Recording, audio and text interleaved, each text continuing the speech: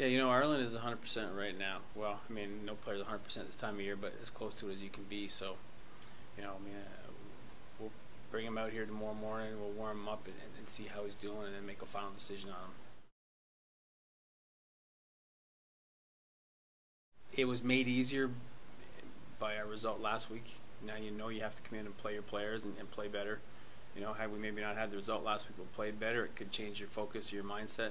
Now, having said that, we've played well 3 of the last 4 weeks, and have been dominant 3 of the last 4 weeks. I don't think it comes down to 1 week or 2 weeks. It's really how you're playing down the stretch, which, the back six, we call it.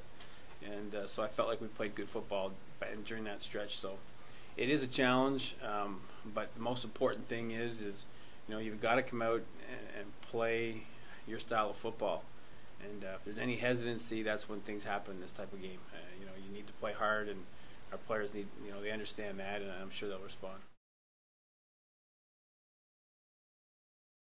We've discussed any possible moves we want to make that are, just simply based on the fact that guys need playing time to improve, and or if we have new players in the roster that are playing out of position, or guys just coming on the roster, they need certain playing time, or they need playing time in 1 or 2 positions. That's already predetermined. But throughout the course of the game, we'll discuss the other situations. But we have discussed who the players are that we'd like to potentially see. Maybe not necessarily finish the game.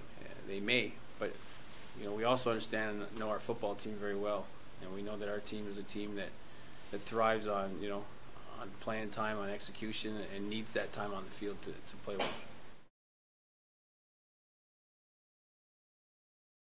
We haven't really talked about Toronto this week, and we probably have put less focus on them this week than we typically, you would think.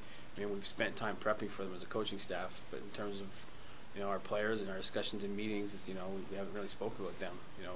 BC is a good football team, and that's who's in front of us right now. And I don't think you can just change the process, after 19 weeks of focusing on one play, one team, and just change it. When you have extra time or you have an extra day of prep, coaches do that stuff back at the office. But in terms of what we do with our players, it's strictly related to BC. Yeah, I'm actually very confident in that group. Realistically, that's the group we started the season with the exception of Ryan Hines for Joaquin Bradley, and and Ryan's proven that he's a bona fide starter in the CFL. So from that perspective, I feel good about that group, and with Jason coming back in the lineup, he's a good football player, but he also has a great football IQ, and the more traffic cops you can have back there, the better. And so that he brings something else to the table, not besides his ability. So I feel good with that group, and that's a group that are going to need to play together as much time as they can this week to get cohesive together and to be able to get the communication down. Well, I think every game has subplots, and from our perspective, this is not one of them. We haven't talked about it all week as a team. My conversation with Jason in regards to it was more along the lines of, let's just be smart and play smart. That's for all our players.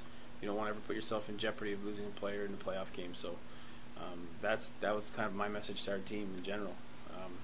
In terms of how they see it and how they respond to it, I couldn't comment on that.